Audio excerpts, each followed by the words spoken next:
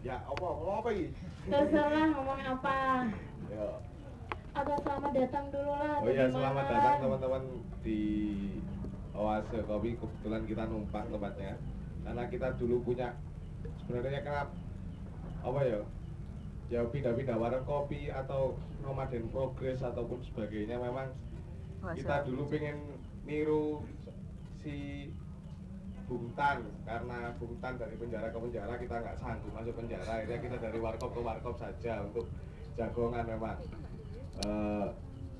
Gitu dari beberapa lah. Ini kebetulan 1 bulan full kita di Oase Coffee hari ini, mungkin akan berlanjut beberapa kali atau mungkin nanti akan bisa berpindah warkop sesuai dengan kesepakatan teman-teman untuk beberapa sesi atau mengganti suasana dan sebagainya. Memang hari ini malam ini kita sebenarnya mau ngapain gitu loh malam ini?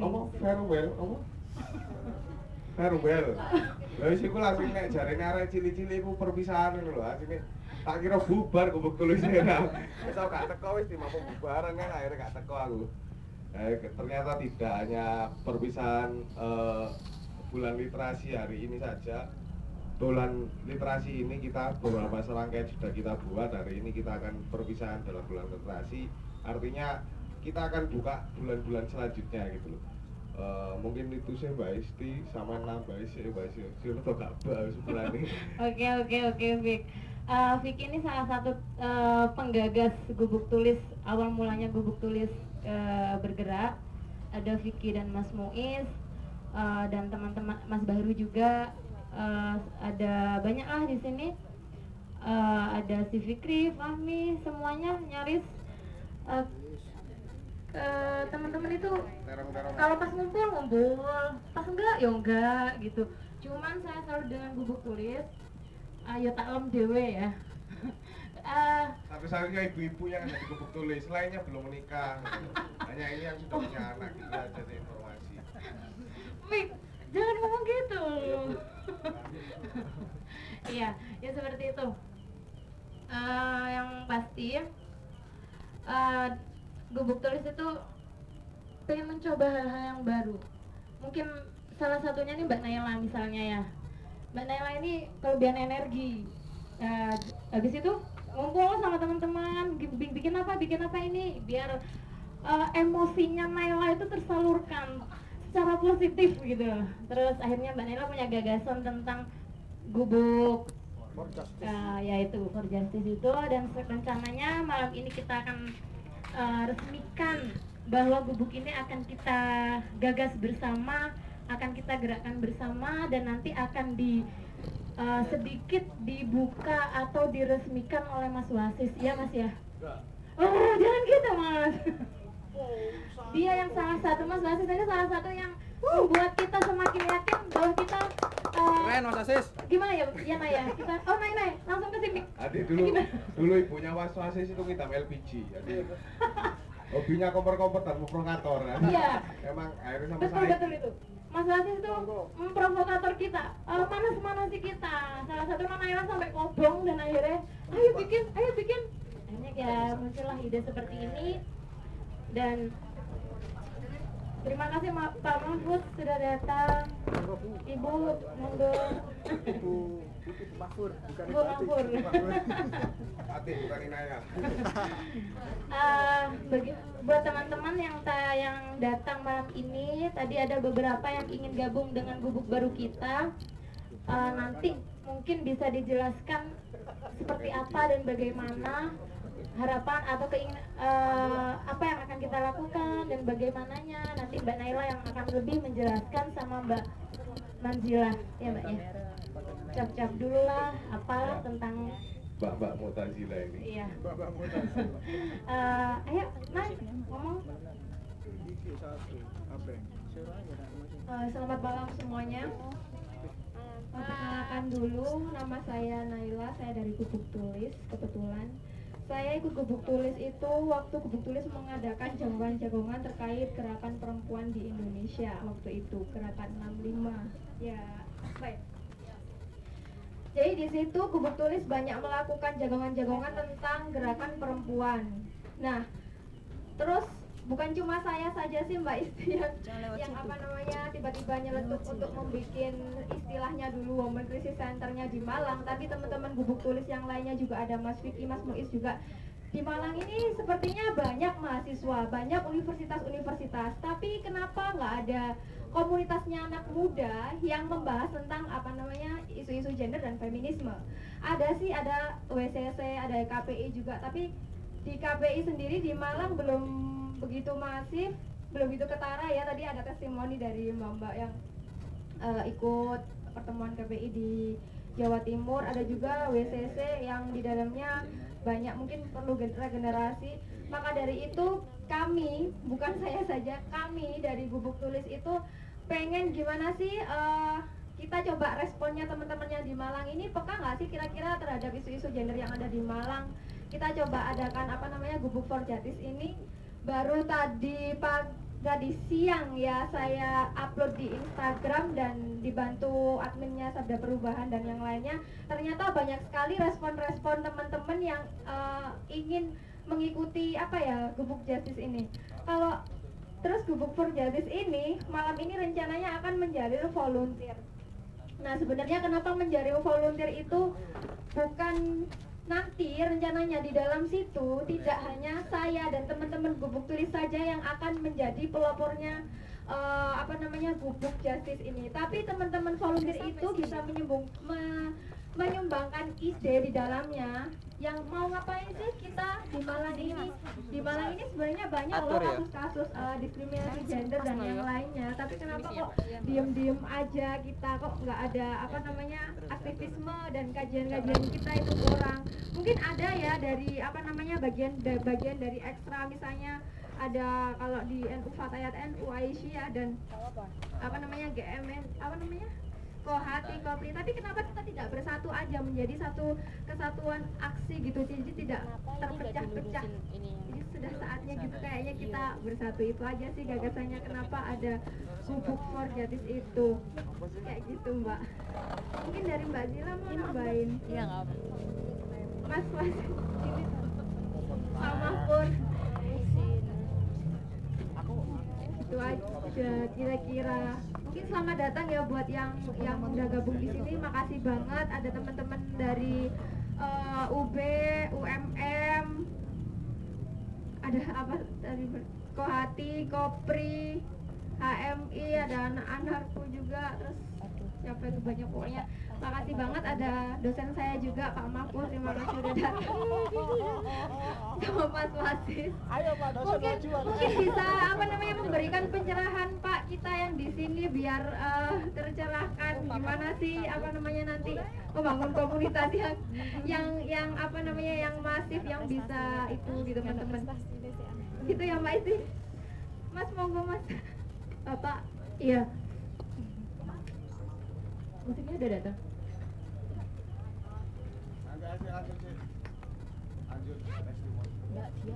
Oh ya, oke.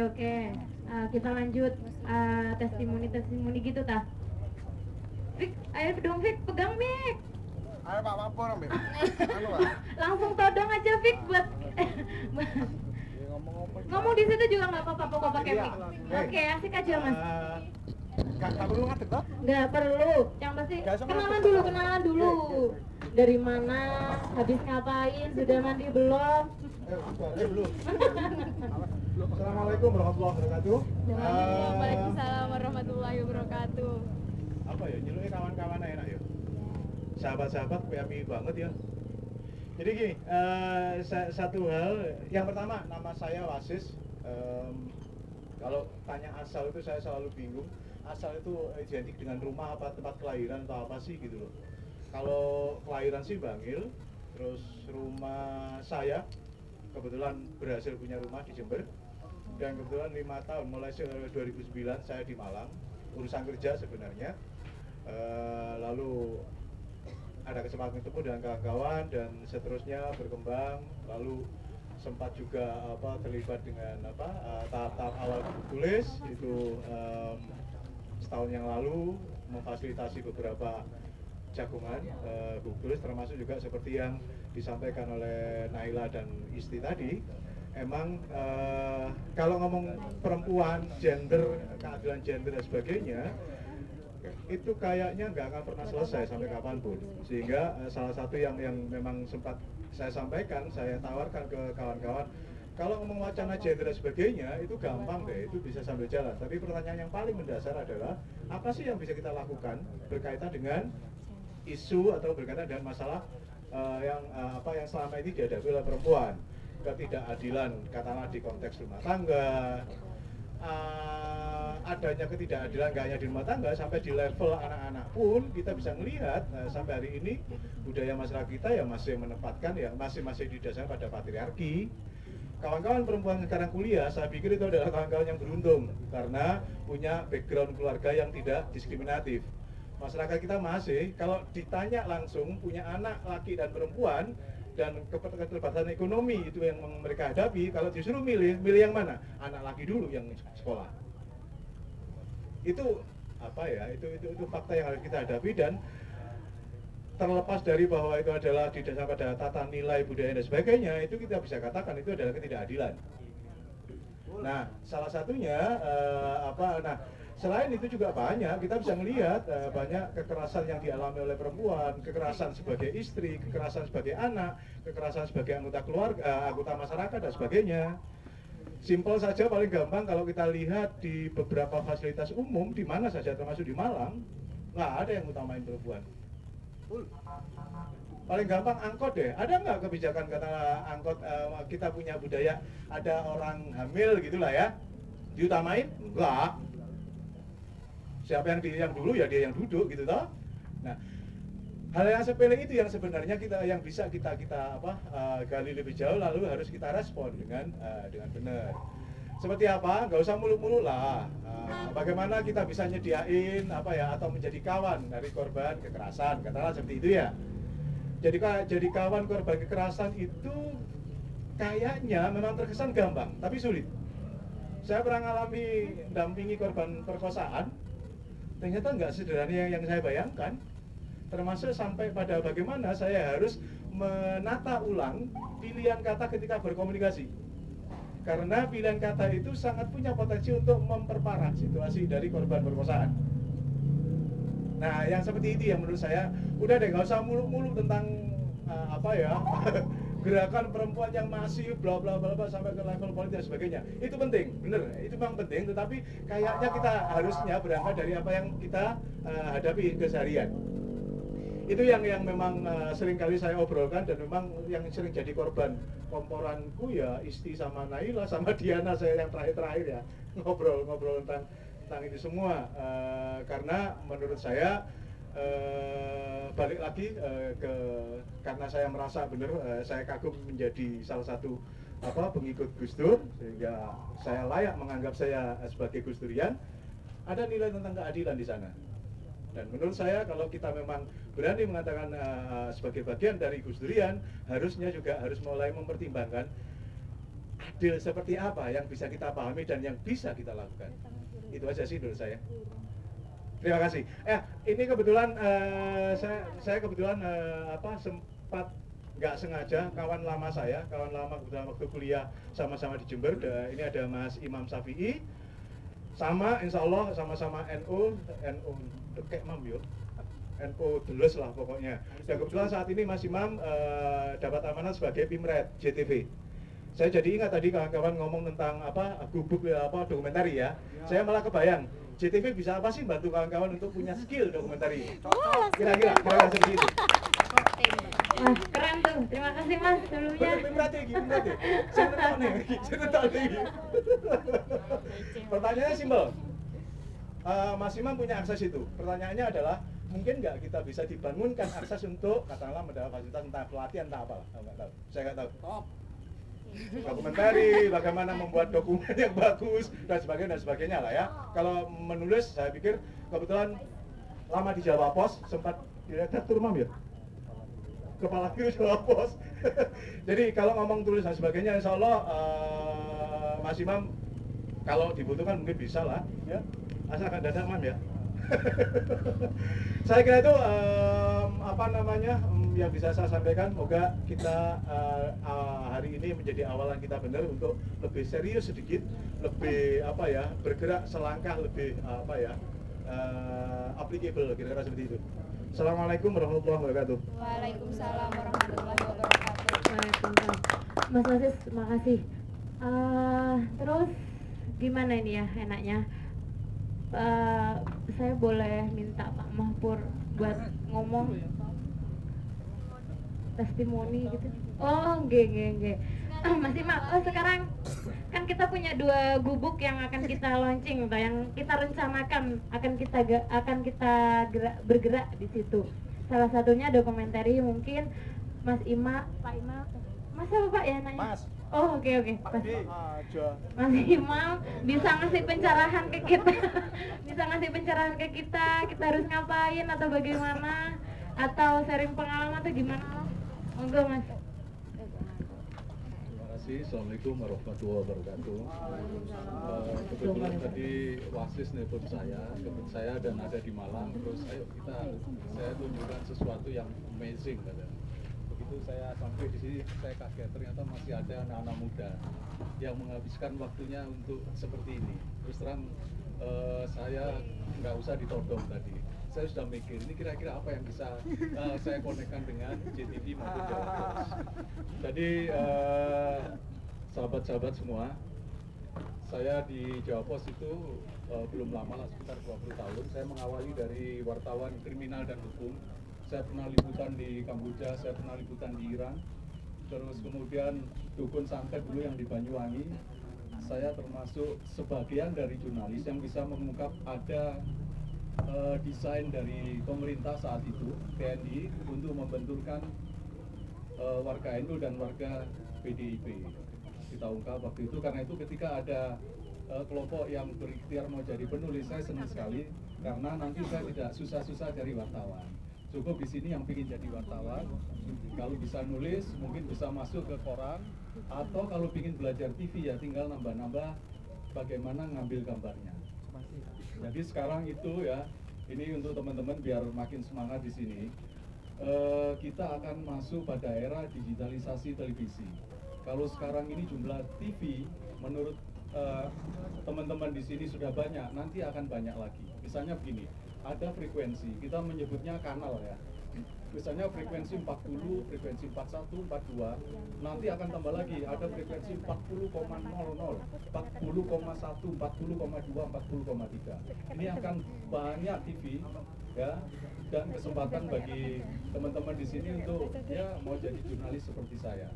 Kalau jadi jurnalis itu enak teman-teman, karena kita mungkin kalau adik-adik teman-teman di sini punya blog ya, blognya kan ya kadang-kadang yang visitornya, pembacanya terbatas.